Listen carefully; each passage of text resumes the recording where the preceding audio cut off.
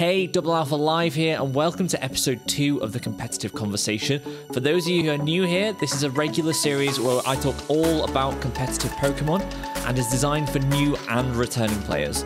Today, we're joined by BigSlimWRLD, where we'll be talking all about support Pokemon. If you like this episode, make sure you like and subscribe, and if you do want to catch the live broadcast, make sure you check out my Twitch, link will be in the description. Hope you enjoy today's episode. BigSlimWRLD, Big Slim, welcome. Hey, thank you for having me. I appreciate it. How are you? I'm doing good, thanks. It's been a long week, and I'm glad we can have you here. So I think let's just get started with the questions. I don't think we need too much on it, but someone has said you are a very handsome guest, so you know that's a good start. Thank you. First of all, let's just tell us a bit about yourself. How'd you get started in Pokemon, and what was your first Pokemon game? My first Pokemon game was, I think, Blue, I believe. So I started with Pokemon Blue, and then I played all the way up until about Gen 4 and Gen 5. I did skip those. Just, actually was doing just regular life stuff. And then came back right when X and Y, and was like, it's not bad. I wasn't not a fan of the chibi form, but it wasn't bad. And then Gen 7 is really when I was like, okay, I'm going to play the game. And because I saw the World Championships in 2016 on YouTube, and I was like, that's a challenge. I want to see if I can get to somewhere near that level. So that's what started my journey. So, yeah. Nice. And I should probably say to my audience, I've blocked all the point redeems for this interview. So as much as I would love you to just honk and put random noises in the middle of it, we will hold off for now. But it's interesting that you mentioned the whole VGC thing, because I think that inspires a lot of people in games. I remember when I first watched Evo, that was the one that was like, right, I really want to get into Street Fighter, I really want to get into Tekken. I feel it's really good to see that kind of top level of play that just inspires everyone. And obviously you're doing a little bit of that with tournaments anyway. But so speaking of that, you've kind of answered this question already, but how did you get into VGC? Like, what was your first kind of foray into it? How did you get started? And did you have what was your experience at first? Well, at first, for me, it was just trying to find and honestly, the funny thing is, I wanted to do it, but I didn't know anything about it. My little brother did. So he was the reason we actually went to our first ever tournament. Because as much as I wanted to do it, I didn't have enough knowledge, but it seemed like he was, doing his thing. So I was like, okay, while I was learning, I would just take him around and we can just go on trips together, like a bonding thing. Nice. So your first experience was physical event? Yeah. We kind of jumped right into it. Most people don't jump right into it, and we just did. We didn't figure out where the online resources were at first. So that was the only way we knew. We went on Pokemon, we searched up how to find a local, and we did, and went to our first local. There was like 20 people. We were just like, I didn't expect this many people to be here. And then we've been taking off from there. So, yeah. Nice. That is a very interesting spin on things. I think a lot of people just kind of go online, move from there, and then go physical. But you kind of went the opposite way, which... That's interesting. Yeah. I like it. And obviously in 2021, any hint of physical event, we're a bit like, what's going on? Like, well, no one hears that anymore. Yeah, but I know. Let's get straight into the topic, and we're going to talk about support today. So I think it's safe to say that we all understand at a very basic level, whether you're new to competitive or whether you're experienced, you get the idea of the kind of how offensive Pokemon work is. You build it big and they hit hard. We all get that. But supports, for example, they're not as clear. They're not as clearly defined as that. So how would you define a support Pokemon? For me, a support Pokemon is anything that can, how you just talked about your big offensive mons, anyone that can enable them to do more damage or to support them to keep them around longer, or something that can at least slow down the game. That's what I'm looking for in a supporter, and that's what I deem as a valid supporter. Nice. And do you think it's always as clear cut as that? Like, would you say there's very defined, like, I use this as an example. In League of Legends, for example, you have the very defined support role. In Pokemon, does it always have to be this one Pokemon is support? Or can it be kind of, the Pokemon has elements of support, but can also be quite offensive at the same time? Oh, yeah, absolutely. That's definitely the levels, because a lot of the supporters, like we're going to talk about a little later, they all have different things they can do. So there's two things, especially depending on what's in the meta. Then they can become just as offensive and still be that defensive backbone or that enabler that you kind of need to just like break down a team. So yeah, there's no clear cut. Everything can do multiple things. Nice. So you spoke about the metagame. So let's get straight into season 9. What do you think is what's popular at the moment? What are the top 3 supports, for example, and what are their roles in their teams? Top 3 supports right now are 100%. You're going to see Grimmsnarl. He's one of the things that is a weird enabler. Not a weird enabler, but I only say that because of all the other things you can do. So you rarely see that version of it. But sets dual screens. With Light Clay, you have Reflect, you got Light Screen, you got Spirit Break to any special attacker upon entry or whether they're standing in front of you. You do super effective damage to Urshifu. So you can just sit in front of a lot of teams because of those screens. Or like the enabler route, you could just go Trick in Lagging Tail or Eject Button, or you can just run Fake Tears and absolutely blow through most teams. Interesting. And have you got any more? In the chat, we're just talking about the whole Incineroar is kind of the best support. We are having slight webcam issues with you, but I am clicking for a little bit of background for everyone. We're on this tool that has a button called Rainbow Puke Fix that I'm just clicking every 2 seconds. So we will fix it for you, but don't worry. But are there any more? Like Incineroar, I know is very popular at the moment. If you look at Peakalytics, it's always top ranking. So have you got anything to say about Incineroar at the moment? Oh, definitely Incineroar has to. There's no denying. It's kind of the king of support. It's the king of balance when it comes to support, because just as much as he can cripple your team with Fake Out and Intimidate, he can do massive amounts of damage with Flare Blitz and Darkest Lariat. So, and then you have Snarl for more support if you need, and you have U-Turn for pivoting or parting shots, even better most times. So, it is the most balanced and probably greatest supporter at least I've ever played with so far. Nice. It's one of them that I've definitely had to learn a lot about, because it was at first I was just like, why is Incineroar just so powerful? And then you see it, as you say, it's that kind of got that mix of support but also just really high damage output. So it's been you have to pay attention to it all times. You've got to respect it when it's on the field. We've talked about the top 3. We've talked about common supports. What do you think are kind of the more underrated or upcoming supports that people might not have seen recently or might see in the next few weeks, months, in the next series, for example? I know we can't predict the next series, but what's upcoming?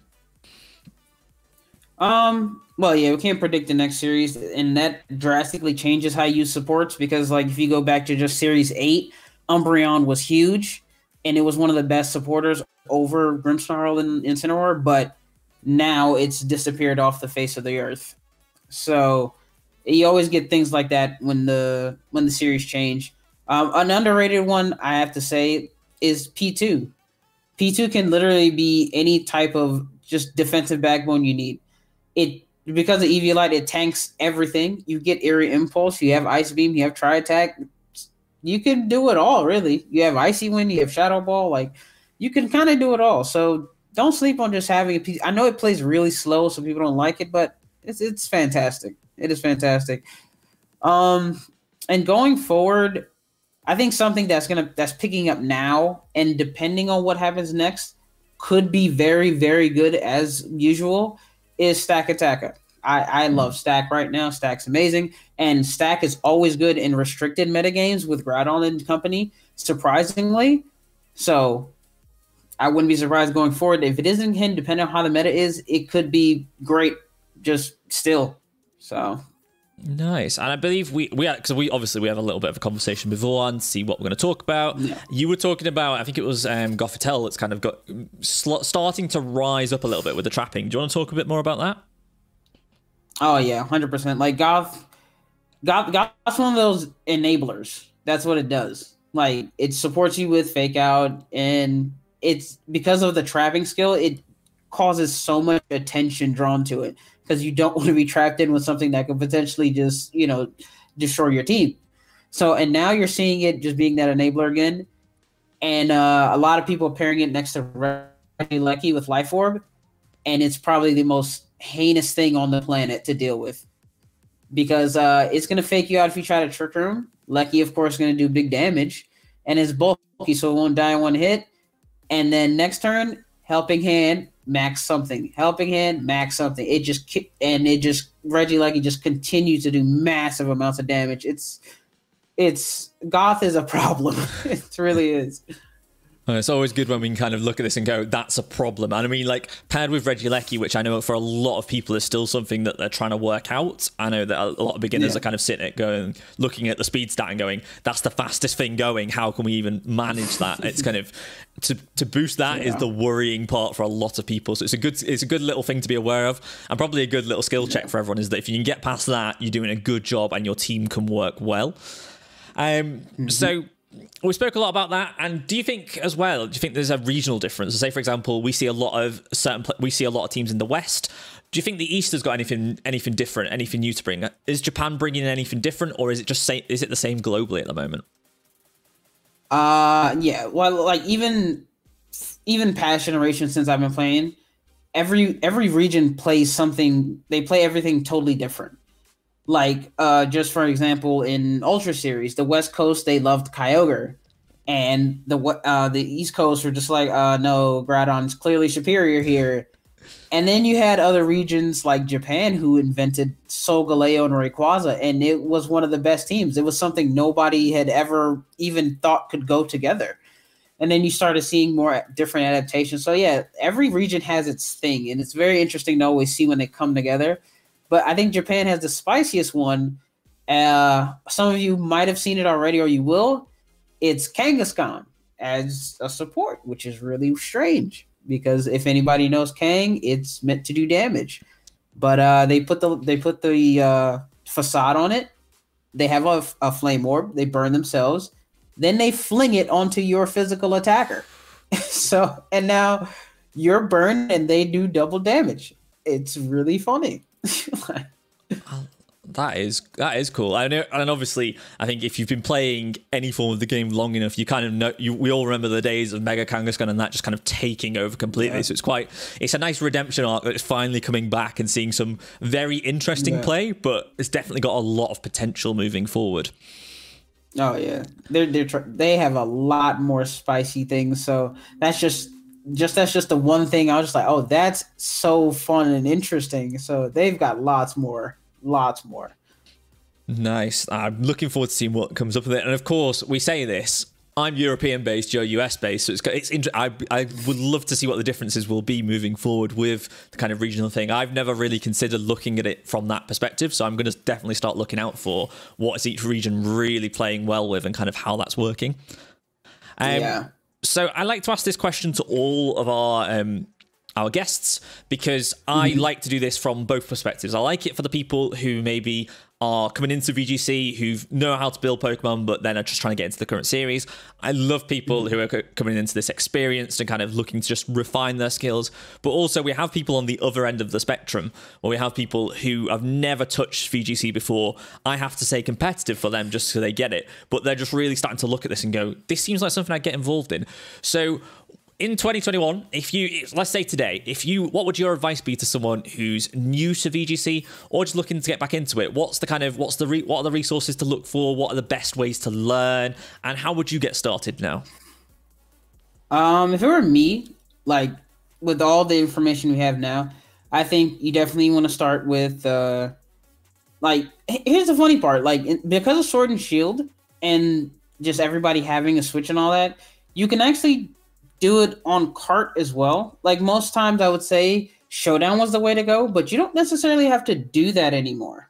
You can start on cart. You can just grab a rental team and hop on ladder and just experience just a little bit of how it's supposed to go. And then from there, of course, that's when you want to say go to Pokemon Showdown. It's a battle simulator, and that's where you really kind of refine your skills. You learn about the team you've been using, and a lot of people get discouraged because they have ideas and they can't build a team to start. Don't let that stop you at all. It's okay to use other teams that I've already built that succeeded. And what you do is you work backwards. You learn how that team works and go back. And now that you know what these mons do and why that team works the way it works, then you can start building okay, this is what I've learned. Let me see if I can slowly start putting little things together. use more teams, come back, and then finally at one point you'll be able to build anything yourself, and you'll be able to go out there and show the world what you can do. Nice. I think that's the one thing I've really liked to see recently is the whole rental team idea. That I know I have friends who are just starting to get back into it who don't have to worry about spending like another 2 weeks just working out a team and kind of building it up. It's just put the code in. You've got the top tier teams ready to go, and you can just learn with that. I think it's a good resource to say, look at that championship team, just bring it down, take it apart, look at what each Pokemon does. And that's just been, I know it's been a massive help for a lot of people. Yeah, absolutely. Oh, another place to go, which is really, really super helpful, Pikalytics. Oh, Pikalytics. I love Pikalytics. They are fantastic. They're really innovating the game when it comes to being a resource. They have everything right there. Like, and they keep trying to incorporate more. So they're trying to be just, and if you're here, you can, from no matter where you are in your, whether you're a veteran or not, you'll find it at this site, and we can help you. Like, they're pretty good. They're really good. Yeah, it's the one I like. I've said this before on stream, but it's the one kind of big thing I use every single stream I'm looking at is going, if I'm going to build a new Pokemon, I just go straight to Pikalytics first and go, what's working, what's statistically, how are we looking for this Pokemon? And it's been a massive help for me in terms of just looking at kind of builds and just understanding it a lot more, because as you say, the data is just there and ready to go, which has been massively helpful. So it is amazing. We spoke a lot today. And we're just coming up to the 15-minute mark, which is nice. I do like to keep these to around about, I say a small dog walk. That's always the best way to put it. So I'm going to give you this opportunity now to kind of say, if people want to find out more about what you do or what you stream, because I know you're a streamer as well, where can they find you and what can they expect from your content? I'll just put your details in the chat as well. So there you go. All your links are there already. Nice. Appreciate you. Find me on Twitter. Twitter's like, I tweet a lot. That's like, easier. And you anywhere, no matter what platform it is, it's BigSlimWRLD. No, vowels or whatever. So no matter where you look for, you just type it in, you'll find me. So I'm working on the YouTube. That's the next goal for me. And hopefully I can get subs on there and eventually get that little custom link. So that way I can just have it. I have it all right there. So under the same name, and content-wise, I just like to have fun. I, of course, stream my Mount Silvers and my tours and stuff like that every Tuesday and Thursday, so you can join in those too if you want to play or you want to watch. And then, whenever else I go live, I just like to have a good time. Whatever game or whatever we feel like doing, that's what we do. And so we're good. Yeah, nice. I hear the rumor is that you're going to really start to change the Pokemon Snap game and get those high scores just topping those boards this week. I've been hearing that from your stream recently.